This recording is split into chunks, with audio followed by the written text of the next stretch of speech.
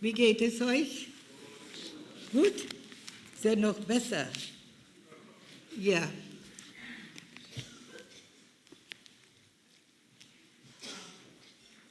Wer ist zum ersten Mal hier bei uns?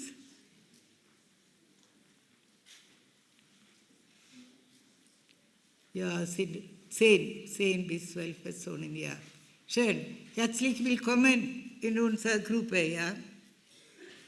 Ich höre nicht.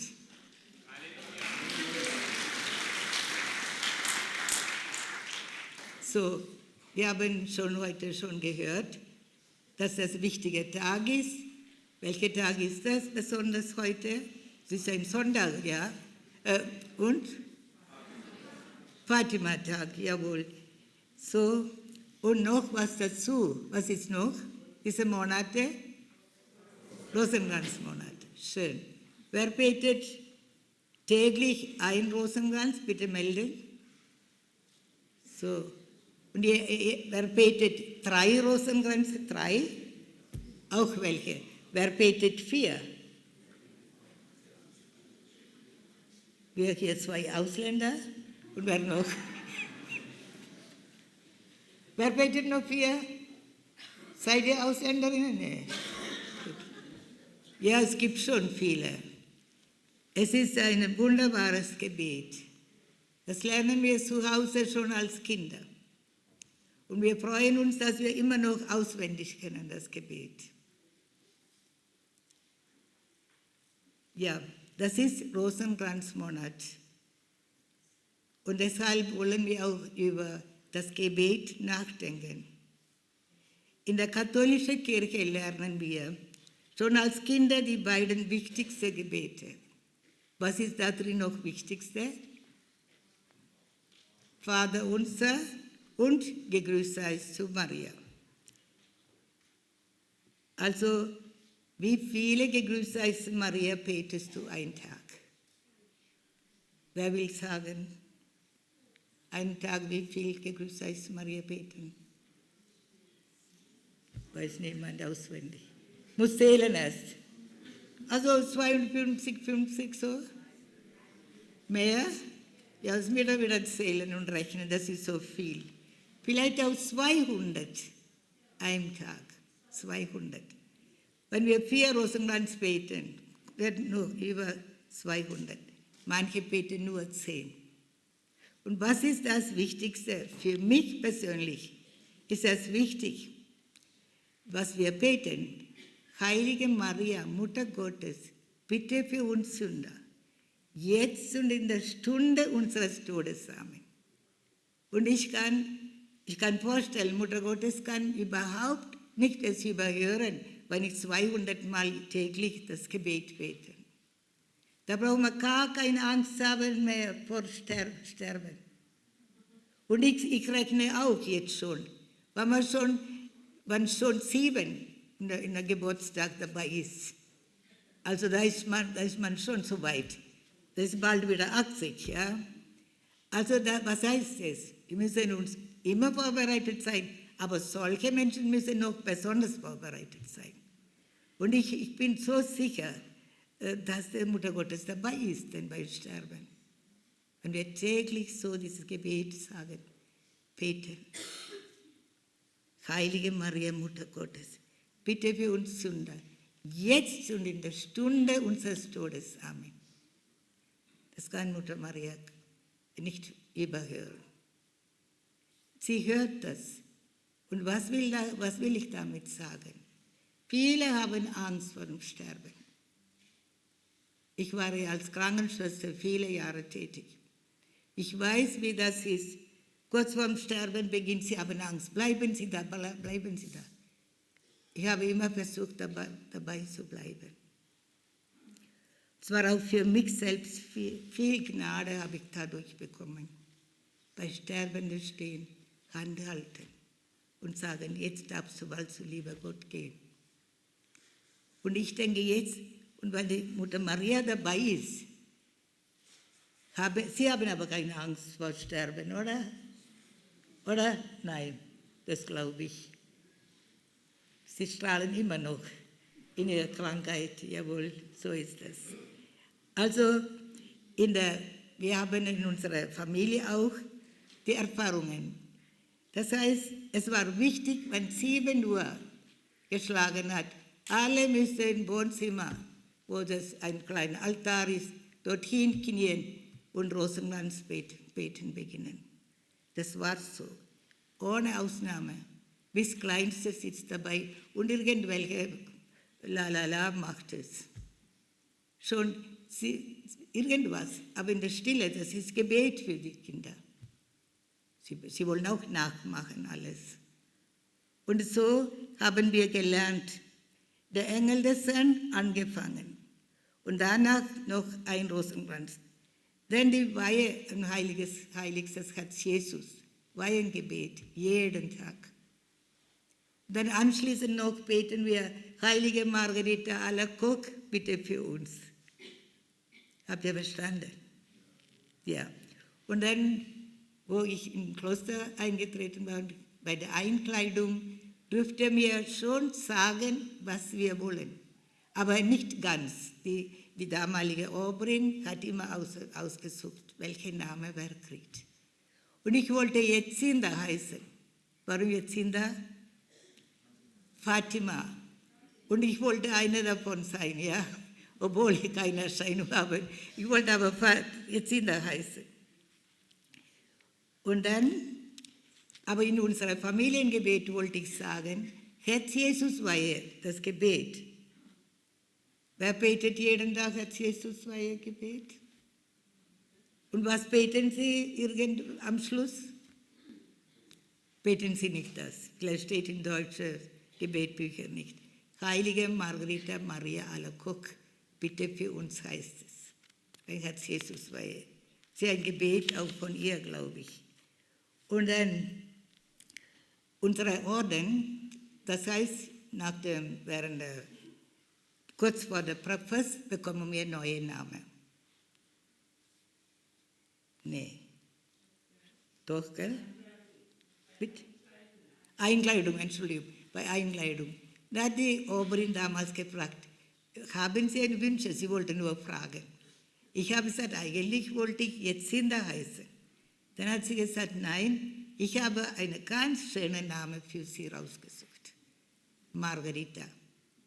Dann habe ich gesagt, Margaritha, ja, kennen Sie diesen Namen? Dann habe ich gesagt, ja, aber ich möchte erklärt heißen, Margaritha. Erklärt bin ich, also nicht die andere Margaritha, es gibt 3. Dann hat sie gesagt, ja, das habe ich auch gedacht. Sie heißen, also, warum habe ich das genommen? Weil beim Herz Jesus Weihengebet in der Familie immer hörig Mama gebetet hat, heilige Margaritha Maria erklärt, bitte für uns. Versteht ihr? Und meine Mama hat so eine Freude gehabt, wo ich erzählt habe, ich feiere Margaritha erklärt. Da hat sich gefreut. Das war früher 17. Oktober.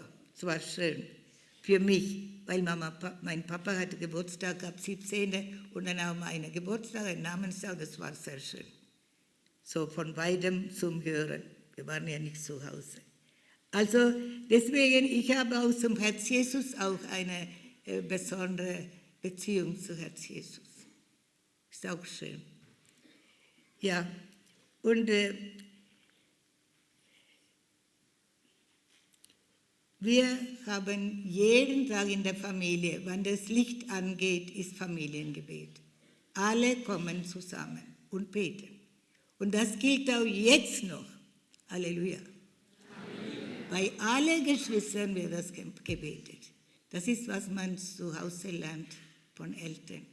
Das ist das größte Geschenk von Eltern, was wir annehmen sollen und wollen. Vergiss das nicht. Wir sind jetzt in Deutschland, wir brauchen das alles nicht. Es wird immer weniger in unser Leben. Wichtig ist, dass wir mit Jesus leben lernen und dabei bleiben. Einmal war bei uns auch, wir haben am Karfreitag eine Liturgie, das heißt, da tut man Jesus seine Statue, der verstorben in Sarg liegt, wird getragen, damals hat man gemacht. Ich erzähle vor 50 Jahren, was war. Dann hat man das ganze große Kirche und Grundstück rumgetragen. Liturgie ist 3 Stunden gegangen. Da war ich, wo ich 7 Jahre alt war.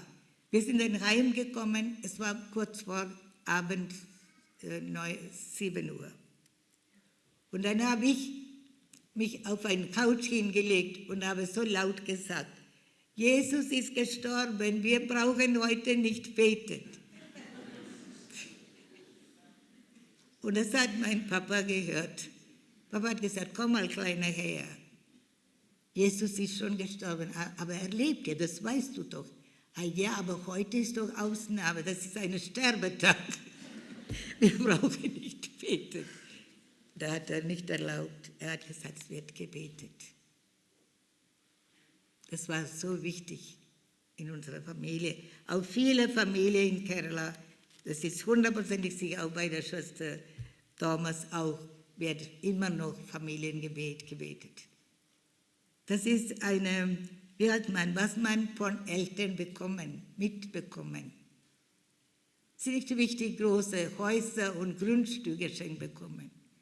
Aber das Gebetsleben, die Beziehung zu Gott, zu Mutter Maria, das da drin wachsen, das haben sie alle mal bekommen. Ich nehme an, aber ob das wächst oder das ist noch da ist, weiß ich nicht. Das ist nie so spät, wir können auch heute beginnen damit. Nur es bleibt eins, unsere Seele soll nicht verloren gehen. Welt und weltliche Dinge ist alles vergänglich. In einer Sekunde ist alles fertig. Plötzlich kommt der Tod. Kann nichts sagen, aufhalten. Heute nicht, kommst du übermorgen. Das geht nicht. Die Zeit ist, kommen wir alle dran. Ohne Ausnahme. Haben Sie schon Visum schon dafür gesorgt? Schon, ja? Ja, das ist zum Nachdenken. Also, ja, und heute noch haben, das heißt, nachdem unsere Mutter gestorben war, denn die Geschwister sind alle auseinander, sowieso in ihrer Familie, dann ich habe dann nach der Beerdigung, waren wir uns zusammengesessen, wie könnt ihr die Beziehung erhalten bleiben? Geschwister, Familie erhalten bleiben. Nicht nur Festtag ist, nicht nur Weihnachten ist. Und dann habe ich ihnen gesagt, ich gründe einen Gebetskreis in der Familie. Heißt Pater Pio Gebetskreis. Sie haben auch eine Pater Pio Statue zu Hause. Und dann bei jeder Geschwister, jede Monate kommen alle Geschwister und Familie und halten einen Gebetskreis. Ist das nicht schön? Da bleiben immer die Beziehungen. Und die Kinder machen alle mit. Wenn ich so zuschaue, die Kleinste sitzt da und Halleluja sagt. Egal wann, das zwischendurch. Aber es macht uns Freude. Das ist die Beziehung, Geschwisterbeziehung, die Familienbeziehung, das immer bleibt. Und dann gemeinsam ist man stark. Da betet man für alle, denn was vielleicht einer krank ist oder ein Problem hat, sie sagen das und sie beten zusammen. Besonders wenn ich heimkomme, beten sie alle. Auch Gebetstag, Gebetskreis bei uns. Jedes Mal. Einmal habe ich gebetet, ganz laut. Schau, Jesus, da ist eine Nichte von mir, schon 14 Jahre verheiratet, keine Kinder. 4-mal war sie schwanger, sie immer abgegangen. Sie ist so traurig. Kannst du mir nicht ein Geschenk machen für meine 50-jährige goldene Jubiläum, dass sie ein Baby bekommt? Das ist mein größtes Geschenk, was ich dich bitte. Nach 3 Monaten hat sie gesagt, ich bin schwanger, Tante.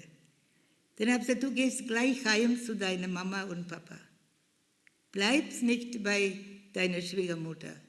weil sie muss immer im Bett liegen, hat der Arzt gesagt. Und jemand muss sich kümmern und die Schwiegermutter war sofort einverstanden. Sie wollte auch ein Kind haben, Enkelkind. So ist sie zu meiner Schwester gegangen und sie habe ich ihr gesagt, jeden Tag betest du, Hand auflegen über sie, über ihren Bauch, um Schutz des Psalm 91 beten. Habt ihr gehört? Und segnen mit hochgeweihtes Öl, heilige Öl. Das habe ich ihr gesagt. Und sie hat das jeden Tag gemacht. Einmal war meine Schwester nicht zu Hause. Und dann ist ein 6-jähriges Mädchen gekommen und hat gesagt, Tante, leg dich richtig hin. Oma ist noch nicht da. Jetzt mache ich diese, wie hat sie gesagt, was die Oma macht. Dann hat sie Öl geholt. Vorher hat sie noch auswendig das Mädchen Psalm 91 gebetet. 6-jähriges Kind, weil sie immer beim Beten das Gebet dabei war. So müssen Sie Kinder erziehen, wollte ich sagen. Braucht gar nicht erziehen. Wenn Sie automatisch wissen Sie alles auswendig, was Sie zu tun haben. Genauso mit Rosenkranz Gebet. Und sie hat das Kind bekommen, 9 Pfund. Und ein Problem hat das Kind gehabt. Das war schlimm. Was kann sein? Nichts Schlimmes. Ohne Lobpreislieder hören hat es keine Milch getrunken. Weil die Mutter immer so viel Lobpreislieder gesungen hat. Sie kann wunderschön singen. Sie hat ja Zeit, sie hat immer Kind gestreichelt und immer Lobpreislieder gesungen. Sind welche schwangere Frauen hier? Bitte stehen Sie auf. Keiner. Oh, schade.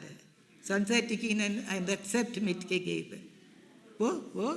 Keiner. Was ist mit euch?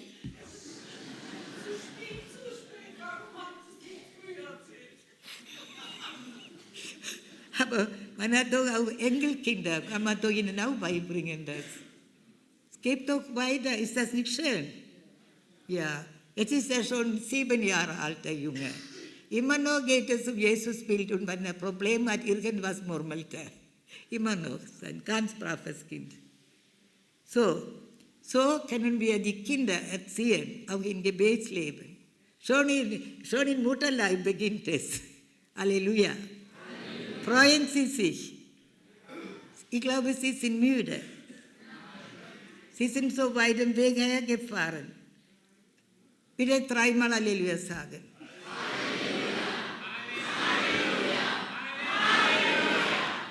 Gott sei Dank sind alle wach geworden. Ich hoffe, dass der Nachbar auch wach geworden ist. So, heute habe ich so viel erzählt von der Familie. Die heilige Mutter Teresa hat einmal gesagt, eine Familie, die zusammen betet, hält zusammen und bleibt zusammen. So ist es auch. Sie können auch jetzt zu Hause vielleicht auch einen Gebetskreis gründen, wenn Sie wollen. Das sind immer nur 2 oder 1,5, oder? Kinder. 2 Kinder, Geschwister, nicht so viele Leute. Und die Kinder haben auch nur wenig Kinder. Und so kann nicht so wie bei uns 35, 40 zusammenkommen. Aber trotzdem ist Jesus dabei. Versuchen Sie mal, diese Weise zu beten. Es bringt viel Gnade. Wir wollen über das Rosenkranzgebet nachdenken. Wo kommt dieses Gebet her?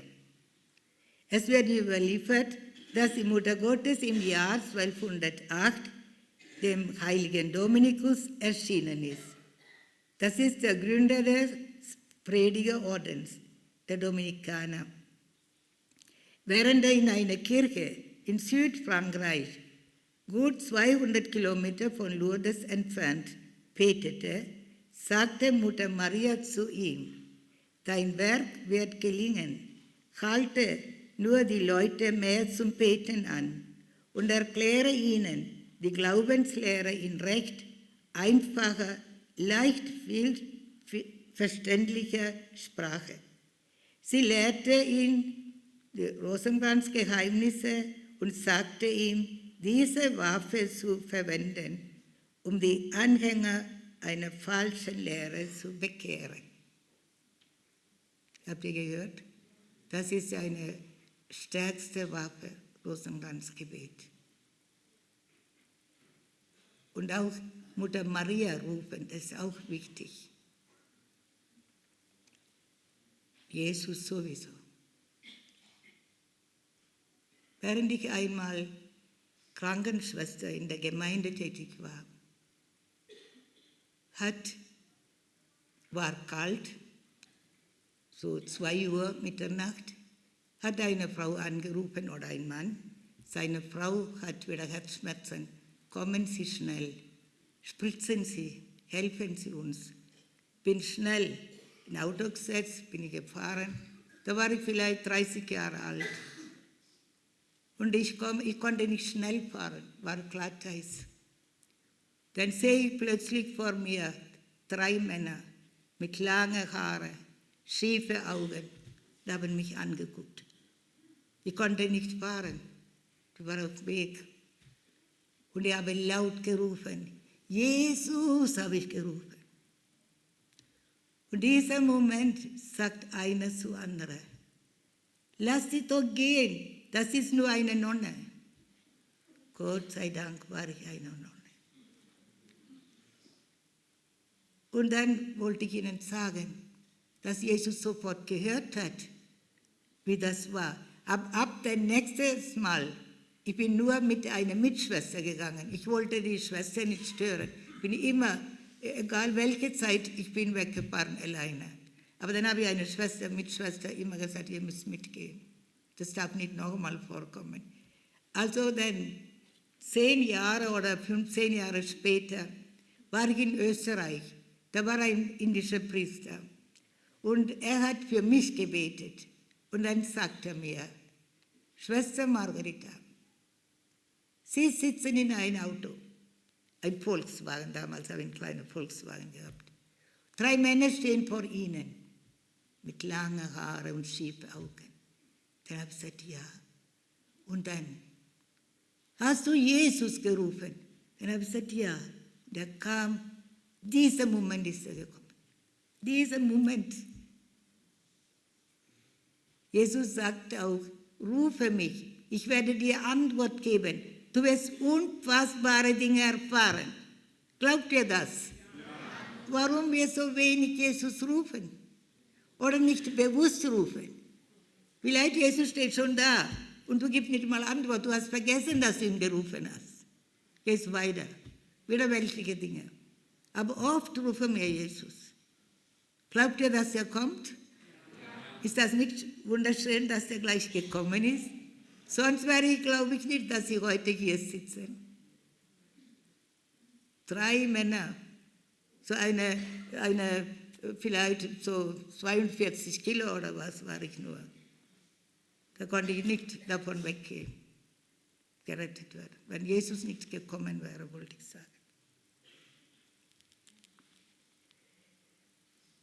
Mutter Gottes sagt auch zu uns, wortwörtlich, dass wir Rosenkranz beten sollen, für alle, auch die Böses tun oder nicht mit wahrem Gott leben. Wie wertvoll das Rosenkranzgebet ist, sagte ein Bischof aus Afrika vor 4 Jahren. Er sagt so, gegen Ende vergangenen Jahres war ich in meiner Kapelle, da war Krieg damals in Afrika, vor dem allerheiligsten Sakrament. Ich betete den Rosenkranz und plötzlich erschien der Herr in einer Vision. Zuerst war Jesus still, kein Wort gesprochen, dann aber reichte er mir ein Schwert gegen Krieg, versteht ihr? Während ich das in die Hand nehmen wollte, hat es sich in einem Rosenkranz verwandelt. Dann hat mir Jesus 3-mal gesagt, deine Feinde sind weg, deine Feinde sind weg, deine Feinde sind weg. Das ist die größte Waffe, ist das Rosenkranzbeten. Glaubt ihr das? Tut ihr auch das? So wenig ja und so viele Leute hier. Habe ich vielleicht nichts gehört.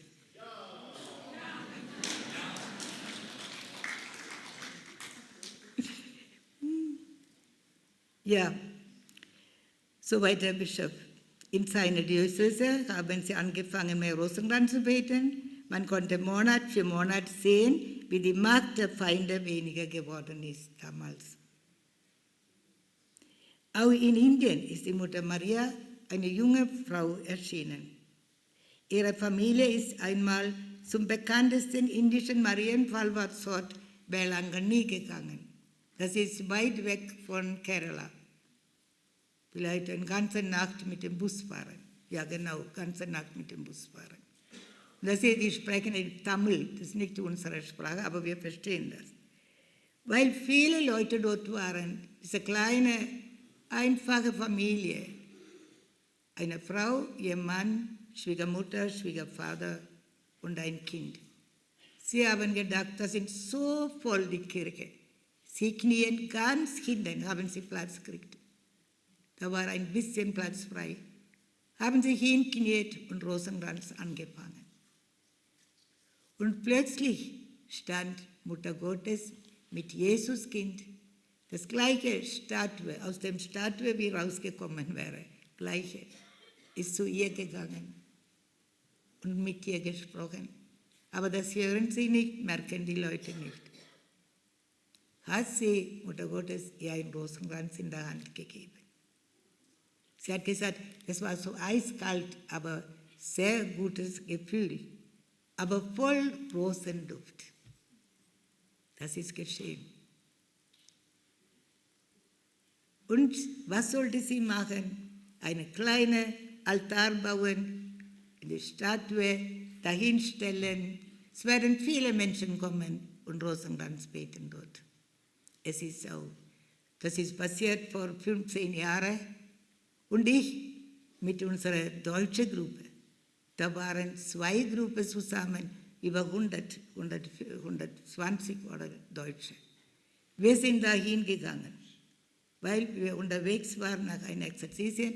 Wir haben gesagt, wir gehen zum Rani. Vorher war ich selber dort.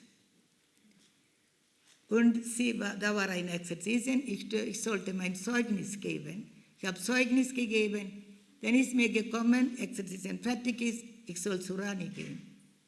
Das Mädchen, die Frau, die junge Frau, war 24 Jahre alt. Ganz arme, einfache Frau. Sie hat ihren Garten gekehrt und wo wir gekommen sind. Dann hat sie gesagt, ich habe gesagt, ich heiße Schwester Margaritha, ich komme von Deutschland, das sind nur 4 Indische dabei. Dann hat sie gesagt, ich war bei Ihrem Programm, ich habe Ihr Zeugnis gehört, ich habe mich gefreut, kommen Sie nur rein. Normal lasse ich nur eine Kassette laufen, dass ich nicht reden muss, was geschehen ist hier. Aber weil Sie sind, ich spreche zu Ihnen. Und dann war das in ein kleines Häuschen, so Altar hingestellt, da war Statue und der Rosenkranz umgegangen. Was hat sie gemacht? Sie hat mir Rosenkranz in der Hand gegeben. Von Mutter Gottes. Also richtig Rosenduft, alles voll Duft. Ich habe so viel geweint vor Freude. Ich bin doch nicht würdig, dieser Rosenkranz. Waren Sie schon dabei, Professor Osman? Bei Rani? Noch nicht. Und diese hat sie gehoben und ich habe noch 20 Rosenkranz mitgenommen, von jemandem geliehen und habe auch das ihr gegeben, dass sie betet für mich. Also es war Rosenduft, voller. Und jetzt ist es viel größer geworden. Sie tut auch über Mutter Gottes sprechen. Ja, ihre Erfahrungen mit Mutter Gottes. Sie bekommt auch jetzt, der Karfreitag bekommt sie auch, das blutet alles. Die 5 Wundmalen blutet immer. Und dann so viele Schläge muss sie einstecken, so. Alles Schmerz ist da, aber nichts kann man nicht sehen, blutet und schmerzt. Ich wollte sagen, was wollte Mutter Gottes zu Rani sagen? Sie soll viel mehr über Mutter Gottes sprechen. verbreiten. Wer Mutter Maria ist, das ist nicht nur eine Mutter Maria, dass wir eine Kerze anzünden, ja, Wiedersehen, Mutter Maria, bis nächste Monate wieder. Man soll auch beten zu ihr. Das ist sehr wichtig. Ja, das geht auch weiter mit der Rani. Waren Sie dabei? Simone, waren Sie einmal bei Rani? Ist nicht weit weg von Palakkad. 13 Kilometer. Nur. Ja. Ja, die Schwestern waren sicher alle dort. Warst du, Thomas? Ja. Ja, ich war dann ein paar Mal mit deutscher Gruppe dort und manchmal kam so duftende Öl aus ihrer Hand. Ist gelaufen. Oder von Mutter Gottes Statue ist alles voll Öl. Wir haben viele Erfahrungen gemacht. Man bekommt eine Beziehung, noch mehr Beziehung zu Mutter Maria. Wie viel Mühe gibt sie für Menschen? Dass die Menschen glauben an ihren Sohn und alle gerettet werden. Nicht nur oberflächlich soll man beten und oberflächlich leben. Ein Sonntag schnell Kirche gehen und schauen, wer alles was anhat, welche Mode. Und dann noch ganz schnell wieder weggehen. Fertig ist und alles fertig. Muss schnell kochen und weiß Gott was. Wie viel Zeit nehmen wir bei Jesus? Das weltliche Dinge bleibt nicht für immer, nur göttliche. Je nachdem, was wir verdienen.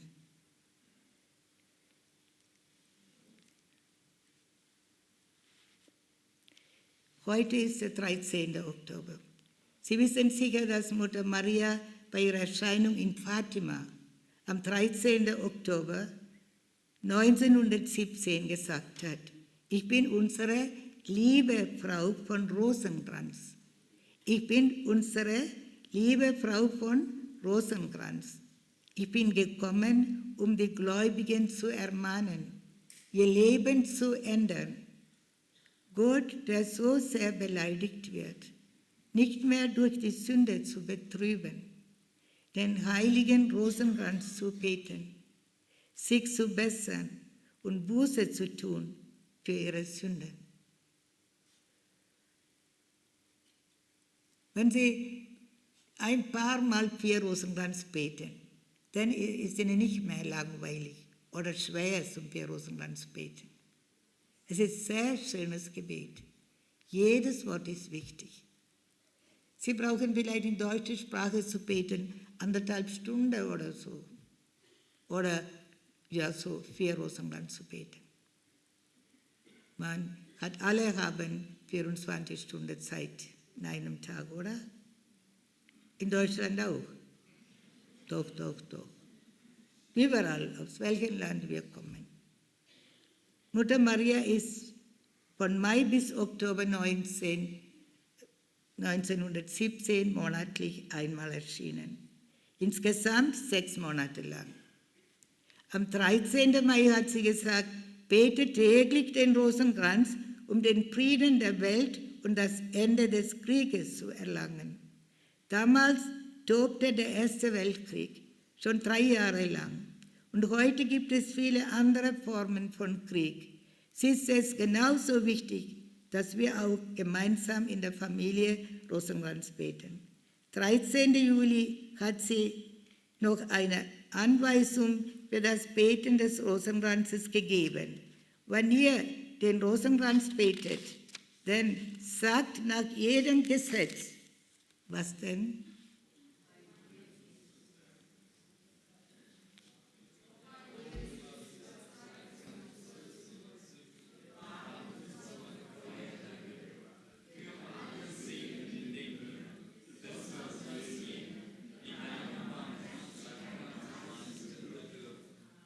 Halleluja.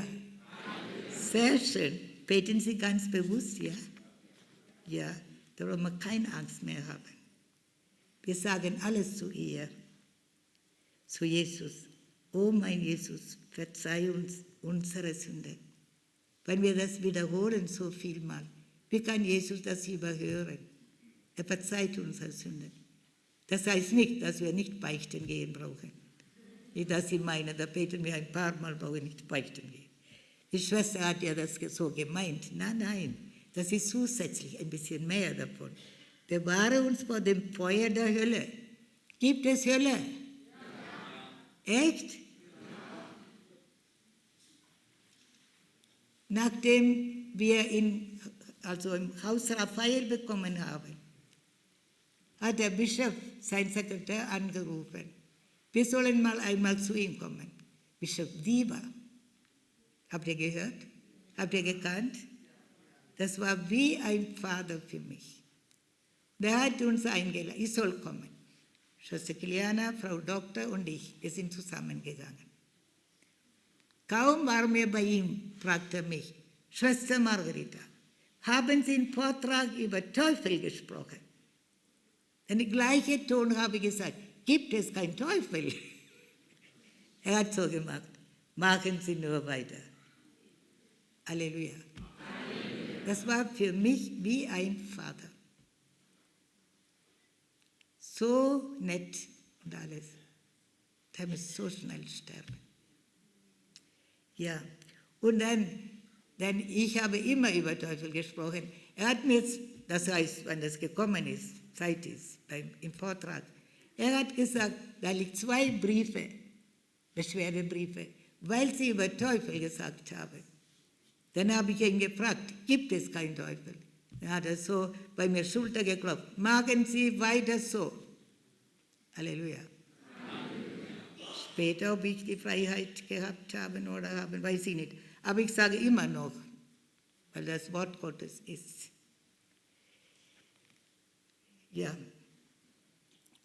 Denn Jesus sagt selbst in Markus Evangelium Kapitel 9, Vers 43 von der Hölle.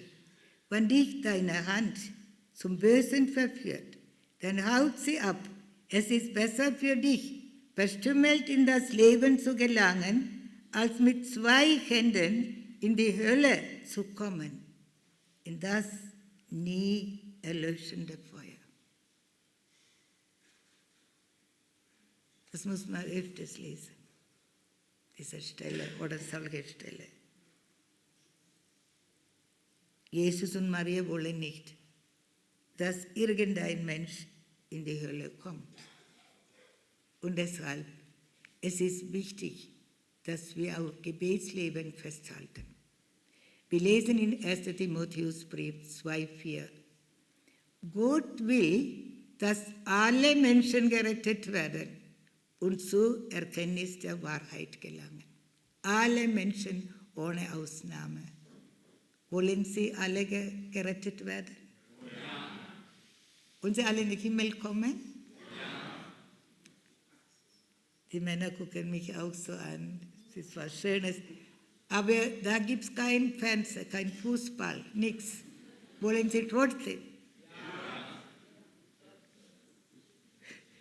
Und die Frauen jetzt haben mich angeguckt, ob da Küche gibt, gell? Kochen und putzen und alles. Überhaupt nichts. Keine Sorgen. Und auch nicht zurückbleiben wegen Fernsehen. Die wollen nicht in den Himmel kommen vielleicht, weil Fernsehen nicht gibt. Fußball. Jetzt schon lernen, ohne Fußball zu leben. Sie haben auch gemeint, ja? Ja, Rusch. Ja, Sie tun lieber Brot backen, ja? Kuchen backen. Gibt es keine Chance dort. Keine Chance. Immer Lobpreis, Lobpreis, Lobpreis. Wenn wir heute in die Welt schauen, sehen wir, wie die Menschen in Sünde leben und zugrunde gehen, ohne dass ihnen bewusst ist. Es wird immer schlimmer und schlimmer. Habe ich recht? Woher wissen Sie, dass es schlimmer ist? Wissen Sie? Dann machen Sie nicht alles nach, was der Nächste macht. Bleiben Sie normal, bleiben Sie auf dem Boden. Besonders die Frauen, wegen ihrer Kleidung. Sehen Sie nicht alles an. Einmal gibt es da hinten so einen langen Schlitz.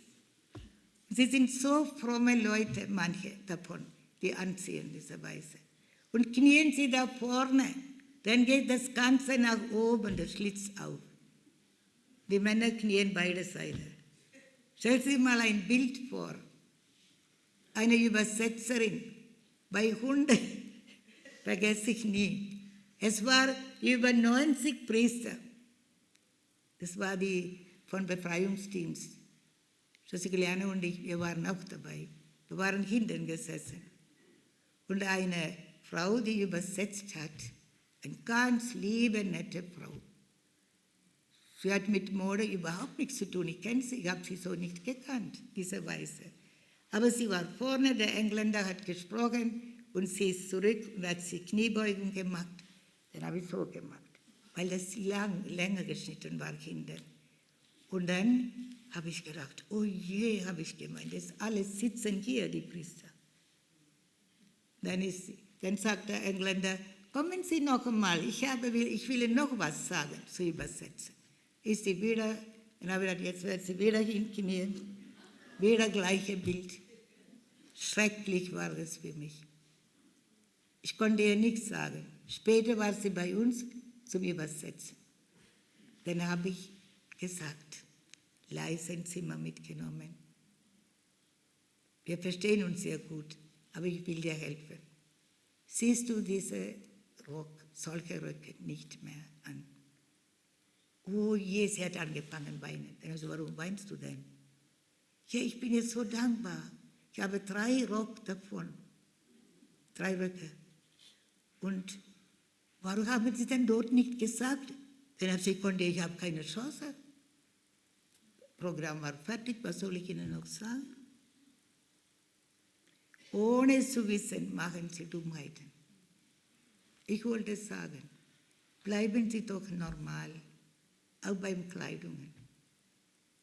Machen Sie nicht alles nach, was die Amerikaner Mode bringen, vielleicht. Ich habe keine Ahnung. Also,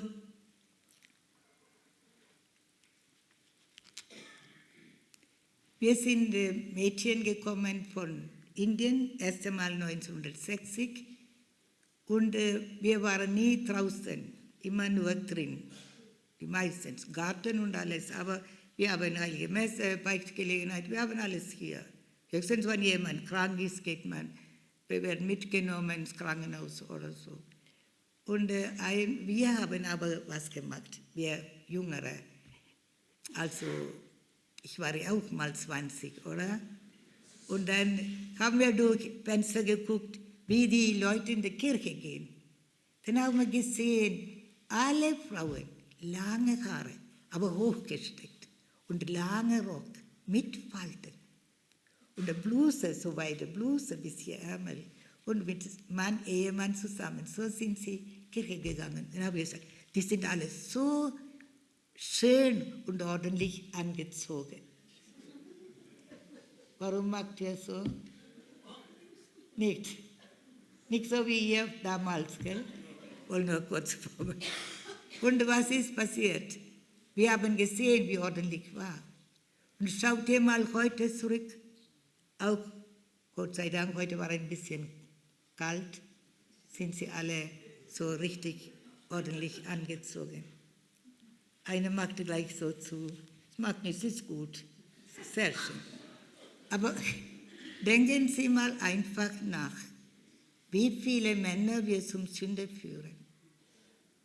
Alleine durch unser Anziehen. Habe ich recht? Ihr Männer, habe ich recht? Ja, so ist es. Wir müssen nicht alles nachmachen. Das ist nur nebenbei was. Aber ich wollte einfach erzählen.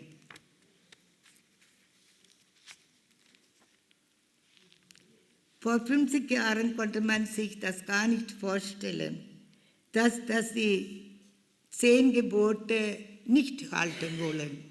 Das war schon allgemeiner wahr, die Menschen. Sie haben viel gearbeitet, oder? Die Frauen, viel gearbeitet. Wie heißt das, die in Farm arbeitet und Kühe und was weiß ich alles. Ja, Aber vor 50 Jahren konnte man sich das gar nicht vorstellen, wie es jetzt in der Welt aussieht. Wie sieht es aus? So viel Unrecht. So viel Unrecht.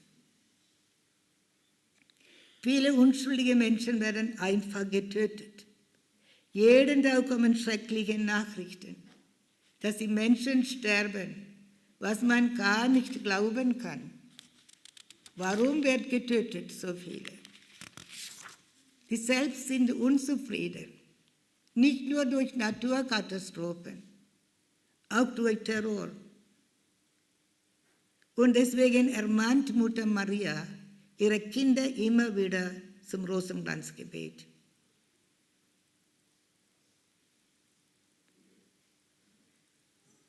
Auch heute erscheint sie immer wieder irgendwo auf der Welt.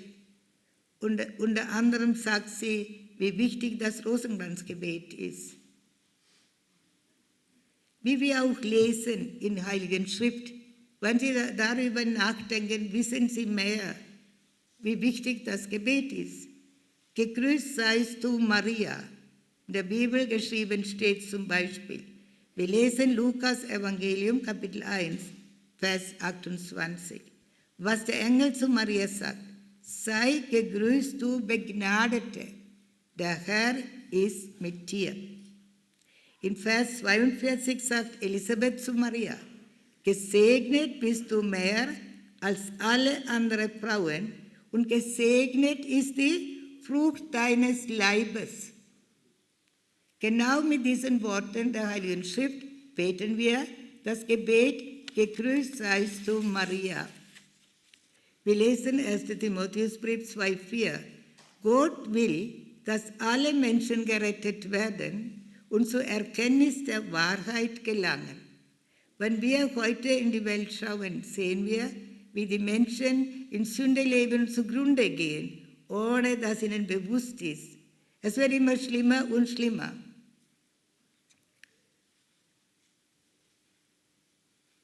Wir wollen noch weiter hören, was auch in der Heiligen Schrift geschrieben steht. Wir lesen über Heilige Maria, Mutter Gottes, lesen wir in Vers 43 weiter. Wer bin ich, dass die Mutter meines Herrn zu mir kommt? Der Heilige Geist bestätigt durch den Mund von Elisabeth, dass Maria, was ist? Mutter Gottes ist. Sagte Elisabeth, wer bin ich, dass die Mutter meines Herrn zu mir kommt? Das kommt nicht von irgendwoher. Das kommt von Heiligen Geist, hat sie gesprochen, die Elisabeth. Weiter beten wir in Gegrüßt seist du, Maria Gebet, bitte für uns Sünder. Und was noch ganz wichtig ist, jetzt und in der Stunde unseres Todes. Sind Sie gerade bald fertig mit der Amen, gell? Aber ich mache weiter. So, noch einmal, es ist sehr schön, oder das Nachdenken kommt immer bewusster uns, wie wichtig das Gebet ist. Also bitte für uns Sünder. Wir sagen gleich, Herr, wir sind Sünder, wir sind arme Sünder. Solange wir auf dieser Welt leben, wir sündigen, oder? Sonst müssen wir irgendwo versteckt bleiben, dann sündigen wir vielleicht nicht, weiß ich nicht. Jetzt, und das ist wichtig, jetzt und in der Stunde unseres Todes, Amen. Jetzt ist es immer jetzt, oder? Und wie trostvoll ist das, wenn wir das jeden Tag oft beten. Diese Bitte von uns kann Mutter Maria nicht überhören. Kann sie nicht. Guck sie mal an, wie liebevoll ist. Gefällt euch unsere Mutter Gottes Statue? Das hat auch eine Geschichte. Ich habe noch Zeit heute. Noch eine Geschichte haben wir. Wir haben dieses Haus bekommen und wir wollten eine Mutter Gottes Statue kaufen. Frau Dr. Susikiliana und ich. Wir haben uns überlegt, welche Mutter Gottes, welche Farbe. Jeder hat einen anderen Geschmack, sozusagen. Besonders ich komme von Indien, ja? Sie sehen das. Haben Sie gleich ja gesagt. Und was war das? Wir haben ein Buchheft gefunden, voll Muttergottesstatue. Ich habe gesagt, komm, wir wählen eins davon. Wir waren in der Kapelle gesessen, eine Reihe. Und dann, erste Frau Doktor dürfte eine Statue raussuchen. So ähnlich wie sie war, so etwas kürzer und breiter, so eine Statue hat sie gesagt. Das gefällt ihr. Dann kam der Sizilianer dran. Etwas Längeres, auch ein bisschen so, auch ein bisschen Gesicht, wie der Sizilianer auch ein bisschen. Und dann war ich dran. Haben wir alles gemerkt, Nummer gegeben, 1, 2, 3. Und der dritte war ich. Dann habe ich eins rausgesucht, ein bisschen bräunliches und nicht so breit, so normale, schmale. Und jetzt, wir haben gebetet, Jesus, sag uns, was dein Plan ist. Und dann haben wir geschrieben, 3 Zettel haben wir. Jede Muttergottesstatue hat Nummer gegeben. 1, 2, 3. Und dürfen wir wählen. Losgezogen. Frau Doktor hat gesagt, nehmen Sie raus. Ich habe genommen Nummer 3. Er hat schon Sizilianer genommen, Nummer 3. Frau Doktor hat gesagt, ich gebe zu, wir nehmen doch Nummer 3. Das ist die Nummer 3. Schön, oder? Wir haben uns alle sehr gefreut. Alle, also niemand hat gesagt, das war nicht schön oder so, waren alle zufrieden. Und das gleiche Statue haben wir dort und das gleiche haben wir hier auch, weil wir so begeistert sind. Ihr müsst langsam mal sie anschauen eine Weile. Ganz lieb. Also jetzt, wie das Wort jetzt. Jetzt und in der Stunde unseres Todes. Amen. Jetzt müssen wir uns entscheiden, für Gott oder gegen Gott. Jetzt. Wie Jesus also zur Ehebrecherin gesagt hat, so lesen wir Johannes Evangelium, Kapitel 8, Vers 11. Auch ich verurteile dich nicht. Kennt ihr diese Stelle? Geh und sündige von jetzt an nicht mehr. Schon wieder jetzt. Was denken wir nach dem Beichte? Jetzt wollen wir nicht mehr sündigen. Das und das nicht. Gleich Abend wieder. Vielleicht oder nächsten Tag. Und dieser Jetzt vergessen wir. Dieser Jetzt ist ewig. Immer. Wir müssen nur genau nachdenken dafür. Was der Mensch jetzt momentan denkt, redet oder tut, liegt an ihm selber. Er hat die Freiheit. Jesus sagt zu dieser Frau, geh und sündige von jetzt an nicht mehr. Die Entscheidung liegt an jedem von uns, ob wir auf Gott hören oder nicht. Das ist das. Darf ich ein bisschen trinken?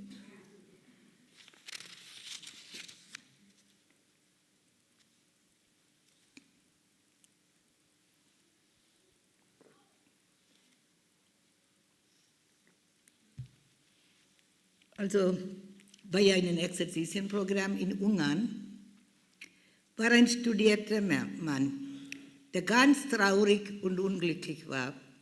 Er war schon reich. Dabei hat man seinem Gesichtsausdruck gemerkt, er war nicht so sicher, ob er das Wort Gottes glauben soll oder nicht. So war er vorne gesessen mit seiner Frau. Er konnte eine Seite gar nicht hören, schwerhörig. Er war von Anfang an skeptisch dabei gesessen. Und seine Frau wollte unbedingt, dass er zu Jesus kommt. Und sie war arg besorgt um ihn, weil er nicht alles ernst genommen hat.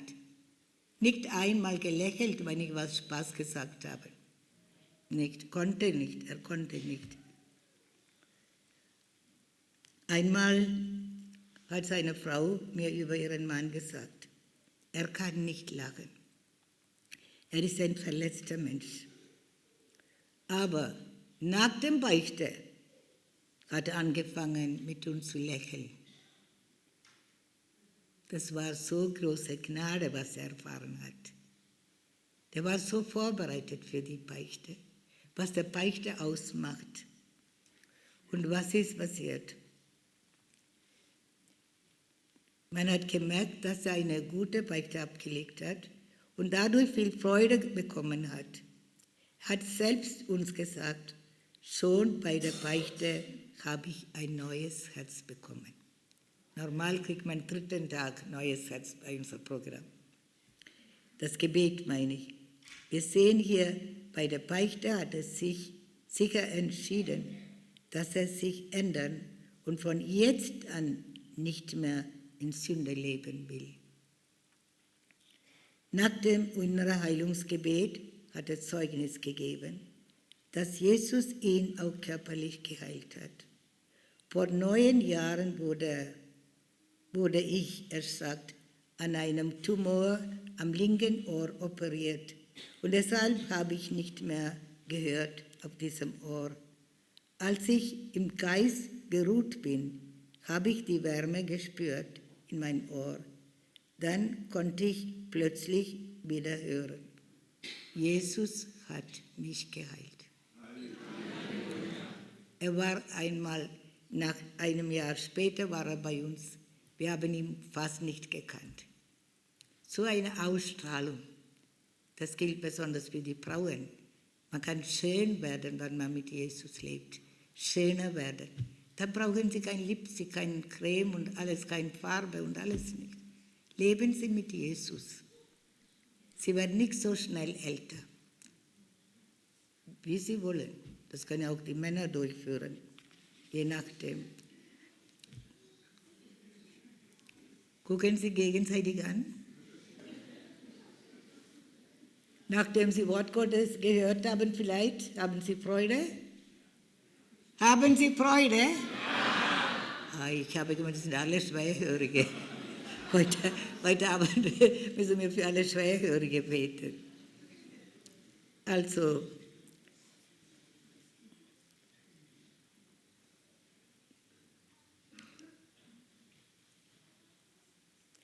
wenn wir auch im Rosenkranz beten, dann dabei bekennen wir auch, dass wir Sünder sind. Wir sagen automatisch. Dann sollen wir auch bereit sein, unsere Sünde zu bereuen und monatlich zum Beichten gehen. Wer beichtet monatlich einmal?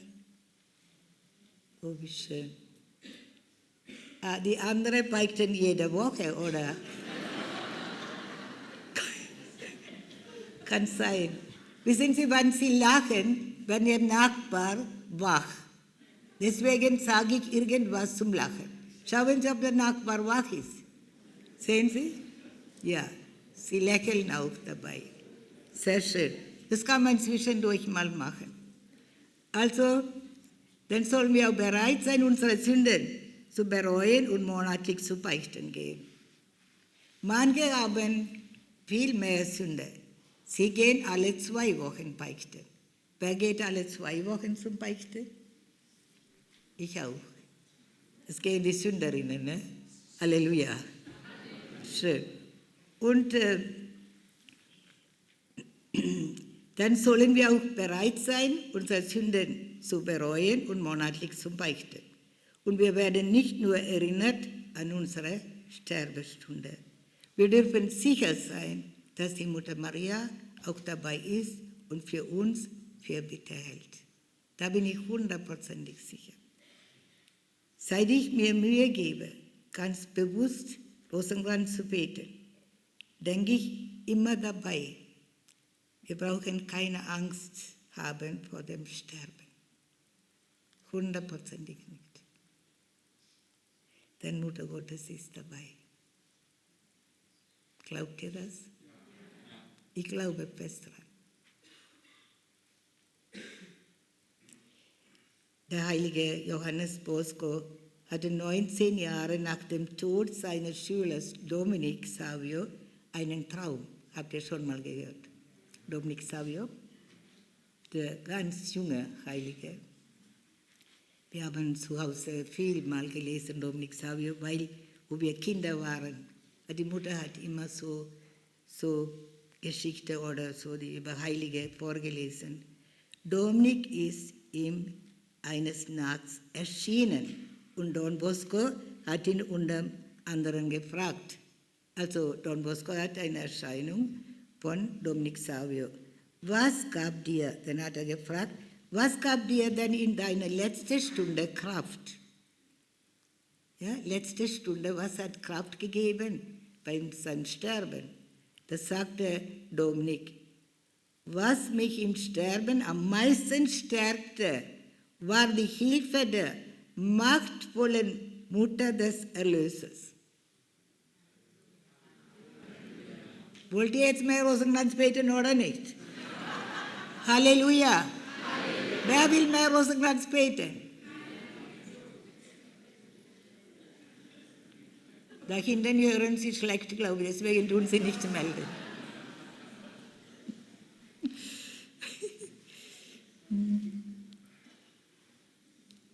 Also, das finde ich sehr schön. Und dann sag das nur all deinen Söhnen, sagt der Dominic Savio. Er soll alle Kinder sagen, dass so ist. Sie sollen nicht vergessen, zu ihr zu beten, solange sie leben. Es ist höchste Zeit, dass die, welche den Rosenkranz kennen und beten, nicht nur selber mehr beten, sie sollen auch vielen anderen das Rosenkranzgebet beibringen und erklären. Sie können schon viel Gutes tun. Sie bekommen immer Pluspunkte da oben, wenn sie so Menschen zu Jesus führen. Der heilige Pater Pio, kennt ihr ihn? Ja. Ganz netter Pater, gell? Heilige Pater Pio betete ununterbrochen den Rosenkranz. Als er eines Abends keinen seiner vielen Rosenkränze finden konnte, wandte er sich an einen Mitbruder, der ihm oft beim Zubettgehen half, und bat ihn, bring mir doch meine Waffe. Waffe. Rosenkranz war für ihn eine Waffe. Ist er eine Waffe für uns? Ja, das muss man so annehmen. Pater Pio war sein Rosenkranz, für ihn war das eine wichtigste Waffe. Am Abend vor seinem Tod sagte er noch, liebt die Mutter Gottes und sorgt dafür, dass sie geliebt wird. Betet immer den Rosenkranz. Ich möchte Ihnen noch eine Erfahrung von Mutter Maria erzählen. Wollen Sie hören? Ich habe noch ein bisschen Zeit. Eine Frau, eine Mitarbeiterin, hat mir gesagt, sie geht nach Mexiko zur Mutter Gottes. Dann habe ich ihr gesagt, oh wie schön, ich freue mich für sie. Und es gehen noch eine Gruppe, so 5, 6 Leute. Und dann ist sie weggelaufen, nachher ist sie zurückgekommen, hat sie gefragt, wollen Sie nicht mit mir gehen? Dann habe ich gesagt, nee, Mexiko, ich habe immer Programm, ich gehe nicht, ich kann doch nicht. Und dann sagt sie mir, ach so, und ich habe gesagt, ich habe doch Programm, voller Programm, musst du gucken, erst einmal. Und dann, nächsten Tag kommt sie, genau die 10 Tage, wo ich gehe, haben sie frei. Dann habe ich gesagt, sagt mir nicht viel. Ich muss trotzdem, ich musste, ja, und ich weiß ja gar nicht, wie viel das kostet, ich habe nicht gefragt. Dann sagt sie, ich habe gesagt, ich muss Oberinnen fragen, so gehe ich nicht, und ich muss gucken, ich muss Pfarrer Huber fragen, Juliana fragen, alles. Und Pfarrer Huber dann hat gesagt, ich war auch schon, Sie müssen einmal gehen. Dann habe ich gesagt, das ist gut, ja, aber müssen und wie, ich muss Kloster schreiben und fragen. Und dann habe ich Schwester Kiliana gefragt. Dann hat sie gesagt, ja, warum sollst du nicht gehen? Geh doch, wenn da kein Programm ist.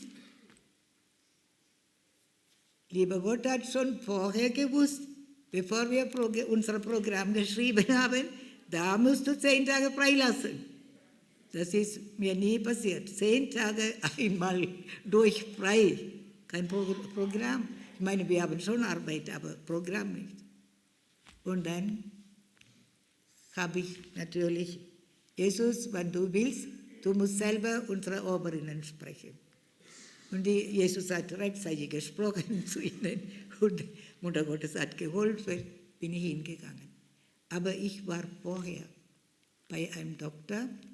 Ich konnte ohne Kreuzschmerzen nicht mehr sein, Rückenschmerzen, ganz schlimme Schmerzen. Kann nicht lange liegen, kann lange nicht sitzen, einfach Schmerzen. Und der Arzt hat festgestellt, es wird nie mehr geheilt. Sie sind älter geworden.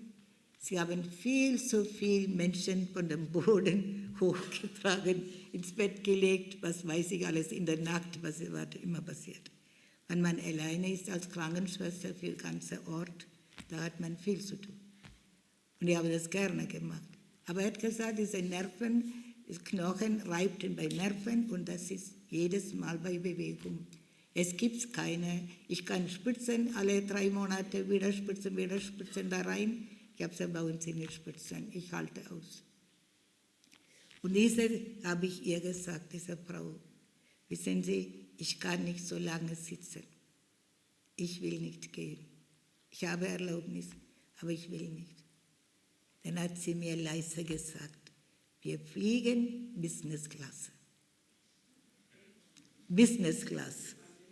Ich brauche nicht, ich kann immer liegen, immer sitzen, wann ich will. Business Class. Ich habe gesagt, das hat Jesus für mich organisiert, gedacht habe ich drin. Aber so, und ich bin hingefahren. Noch nicht fertig, Rückenschmerzen.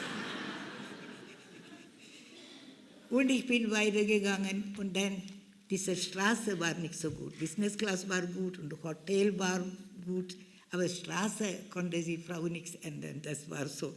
Und jedes Mal hat wehgetan. Aber ich habe das getragen einfach. Ich habe auch nicht die Mutter Gottes was gesagt davon. Sie weiß ja alles, warum soll ich das erzählen? Aber mein Bruder hat plötzlich Gehirnblutung bekommen, 2 Stellen. Eine Seite war schon gelähmt, gleich schnell eine Operation. Alles vorbereitet, Operationssaal, kommt der Professor, wir können nicht machen, er wird es nicht überleben. Dann hat mein Neffe gesagt, Mama, wir lassen es zu, dass sie operiert werden. Unsere Tante sitzt bei Mutter Gottes in Mexiko. Sie betet viel und die ganze Familie betet.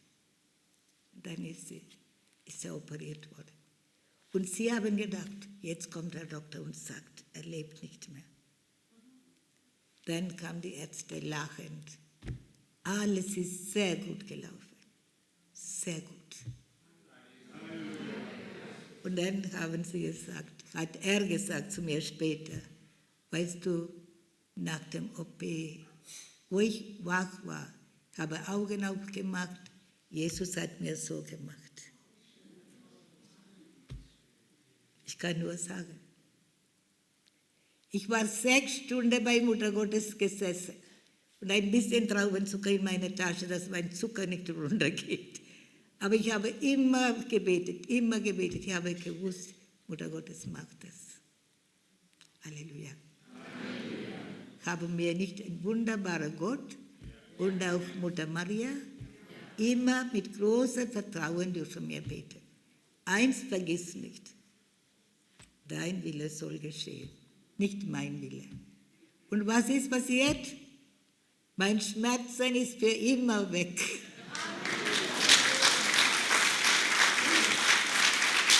Das ist die Mutter Maria. Wisst ihr, ich bin zum Arzt gegangen. Er hat gesagt, er glaubt das nicht. Er hat gesagt, bücken Sie, gebückt. Machen Sie nach vorne und hinten. Er sagt, wo waren Sie? Ich habe gesagt, in Mexiko. Halleluja.